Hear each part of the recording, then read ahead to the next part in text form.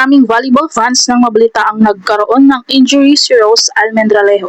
At dahil dito, isang malaking tanong agad ang lumutang. Ito na nga ba ang magiging dahilan ng kanyang paghinto sa kanyang karir o isa lamang itong pagsubok bago ang mas malaking pagbabalik? Hindi maikakaila na isa si Rose sa mga pinag-uusapang young stars sa volleyball. Marami ang naniniwala na malayo pa ang mararating niya. Kaya naman nang dumating ang injury na ito, maraming fans ang nabahala at nagtanong kung maaapektuhan ba nito ang kanyang kinabukasan sa sport. Sa mundo ng volleyball, normal ang injuries. Ngunit hindi lahat ng atleta ay pare-pareho ang naging kapalaran. May ilan na tuluyang nahirapang makabalik sa dati nilang laro, ngunit mayroon ding mas lumakas pa matapos ang kanilang recovery. Kaya naman, nakatuon ang pansin ng marami sa magiging susunod na hakbang ni Rose. Makakabalik kaya siya sa kanyang dating forma? Magagawa pa kaya niyang maabot ang mas mataas na antas ng volleyball? At higit sa lahat, magiging simula kaya ito ng isang napakalaking comeback.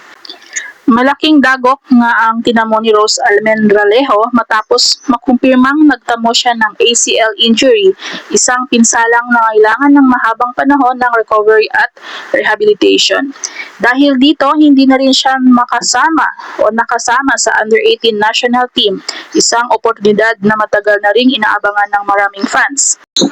Hindi maikakaila na ang pagsusuot ng national team jersey ay isang malaking karangalan para sa kahit sinong atleta.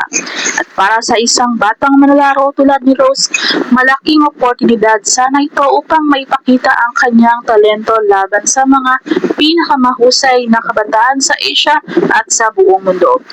Ngunit dahil sa injury, tila samantalang naputol ang pangarap na iyon. Gayunpaman, hindi nangungahulugan na dito matatapos ang lahat. Just look at the brighter side.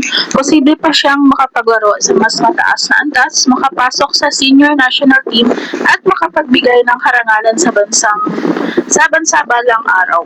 Sa ngayon, ang pinakamalagang laban ni Rose ay ang kanyang recovery.